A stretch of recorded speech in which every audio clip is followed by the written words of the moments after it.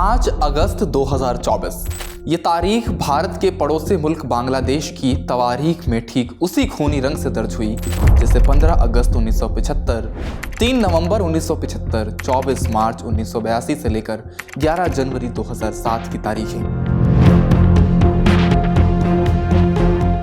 ये दिन बांग्लादेश में तख्ता पलट के गवाह बने हैं। करीब 5 दशक के इतिहास में ये दिन कई बार देख चुके बांग्लादेश में 5 अगस्त 2024 को शेख हसीना सरकार का तख्ता पलट कर दिया गया। आरक्षण के एक मामले को लेकर देश भर में चल रहा प्रदर्शन प्रधानमंत्री के आवास तक पहुंच गया। फिर क्या था, तत्कालीन प्रधानमंत्री शेख हसीना देश छोड़कर भाग गई। उन्होंने भारत की शरण ली।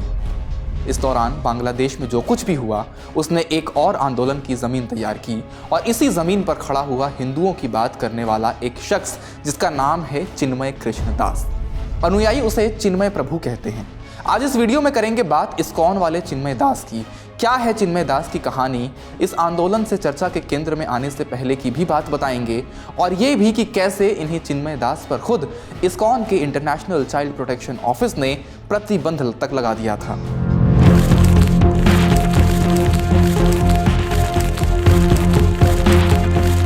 नमस्ते, मेरा नाम धनंजय है और आप देख रहे हैं इंडिया टुडे हिंदी।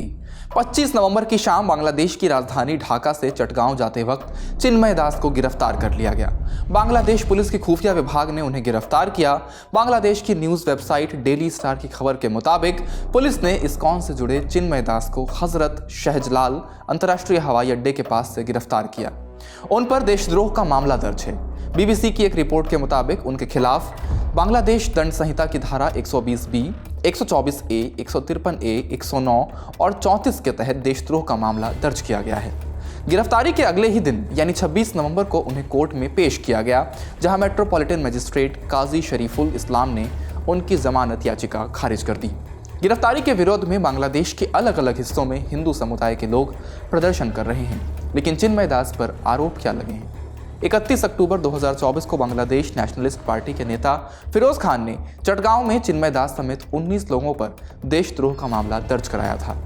आरोप ये लगा कि 25 अक्टूबर को चटगांव के न्यू मार्केट इलाके में चिन्मय और उनके समर्थकों ने बांग्लादेश के राष्ट्रीय झंडे का अपमान किया।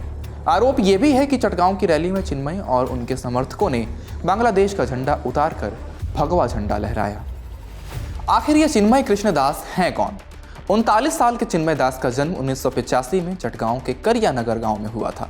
दस्तावेजों में उनका नाम चंदन धर है।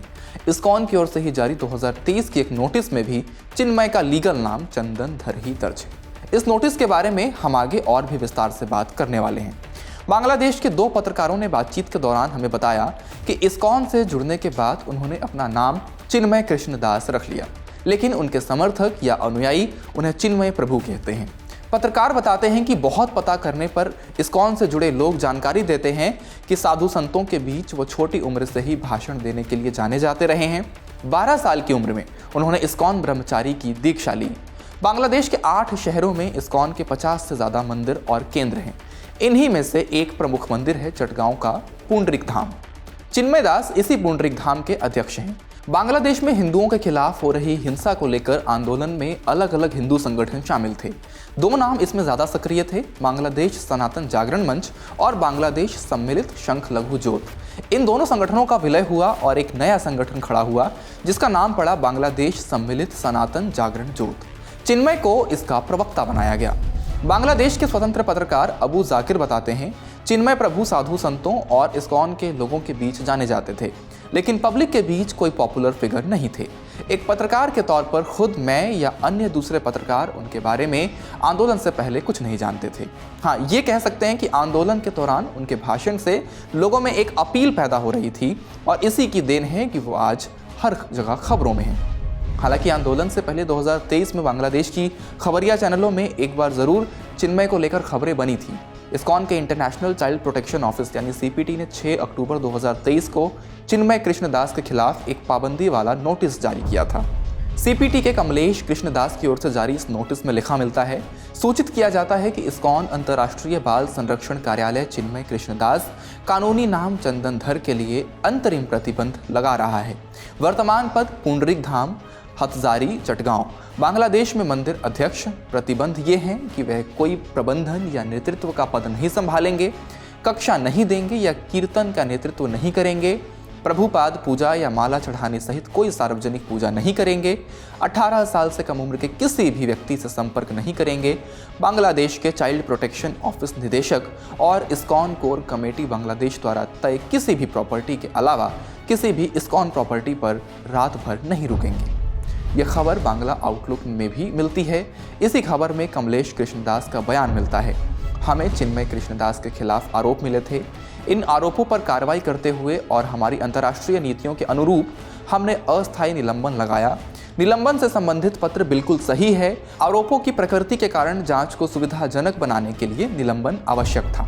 लौट आते हैं अब हाल की घटनाओं पर। बीबीसी बांग्ला की रिपोर्ट के मुताबिक 5 अगस्त 2024 के छात्र विद्रोह के बाद से चिन्मय दास सनातन धर्म नागरिक अधिकार गठबंधन का नेतृत्व करते देखे गए। उसके बाद बीते अक्टूबर में राष्ट्रीय ध्वज के अपमान का आरोप लगा, लेकिन इन सब से पहले 13 जुलाई को इस्कॉन बांग्लादेश के केंद्रीय अध्यक्ष सत्य रंजन बरई ने चिन्मय को एक पत्र लिखकर चेतावनी दी थी। आरोप था कि चिन्मय इस्कॉन के खिलाफ हो रही गतिविधि से जुड़े हुए हैं। दो बातें एक साथ होती नजर आती हैं। एक तरफ चिन्मय का नाम बांग्लादेश के हिंदुओं के बीच पसरने लगता है, तो दूसरी ओर वो जिस इस्कॉन से जुड़े रहे हैं वो उनके खिलाफ एक्शन ले रहा था। 9 नवंबर को इस्कॉन बांग्लादेश की एक प्रेस कॉन्फ्रेंस में संगठन के महासचिव चारू चंद्र दास ने कहा कि चिन्मय कृष्णदास को संगठनात्मक अनुशासन के उल्लंघन के कारण संगठन से निष्कासित कर दिया गया है। संगठन की इस कार्रवाई के 2 हफ्ते बाद ही चिन्मय कानूनी कार्रवाई में फंस चुके हैं। बांग्लादेश में उनकी गिरफ्तारी का विरोध हो रहा है। भारत सरकार के विदेश मंत्रालय ने भी गिरफ्तारी के खिलाफ बयान जारी किया है।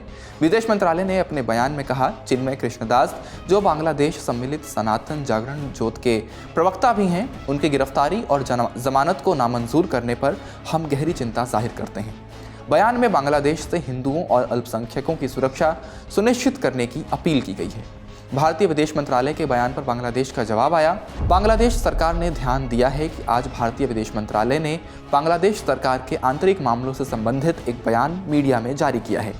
यह बेहद निराशाजनक और गहरी पीड़ा की बात है कि बांग्लादेश सरकार ने पाया है कि श्री चिन्मय कृष्णदास की गिरफ्तारी को कुछ लोगों ने गलत तरीके से पेश किया है, क्योंकि श्री चिन्मय कृष्णदास को विशिष्ट आरोपों के तहत गिरफ्तार किया गया है।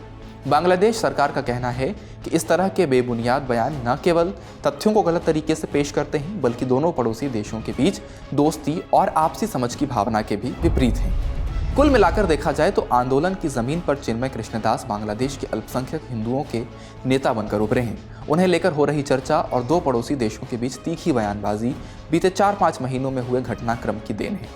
चिन्मय पर कई गंभीर आरोप और पाबंदियां लग चुकी हैं, लेकिन ये पहली ही बार है कि खबरों में उन्हें इतना स्पेस मिल रहा है। इस वीडियो में बस इतना ही। बांग्लादेश के हालात पर आपकी क्या राय है, हमें कमेंट बॉक्स में अपनी राय ज़रूर बताएं। ऐसे ही रिपोर्ट्स देखने के लिए इंडिया टुडे हिंदी के यूट्यूब चैनल को सब्सक्राइब ज़रूर कर लें। शुक्रिया। इसी तरह की तसल्ली से भरी हुई एक्सक्लूसिव रिपोर्ट्स देखने के लिए सब्सक्राइब करें इंडिया टुडे हिंदी का यूट्यूब चैनल और बेल आइकन जरूर प्रेस करें ताकि वीडियो अपलोड होते ही आपको खबर हो जाए।